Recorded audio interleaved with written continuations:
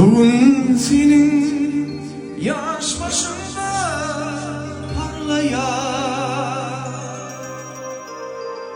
yiğit kalbim çağlayan öylüyor. Yana yana tenine karlayan inni sana ölümlerden bilmiyor. Söylüyorum, sınırımdan doymuyor. Ölüyorum, ölürümden doymuyor. İndi sana ölümlerden bilmiyor. Bu dünyayı sensiz bana sığmıyor, sığmıyor, sığmıyor.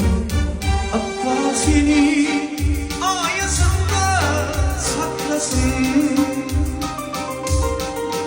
Allah seni sayesinde saklasın. Yerine kısma, yerine yazmaya bakmasın. Dileğini bana dilim koymuyor. Söylüyorum, sınırımdan doymuyor. Ölüyorum, ölürümden doymuyor. İndi sana ölümlerden demiyor. Bu dünyayı sensiz bana sığmıyor, sığmıyor, sığmıyor.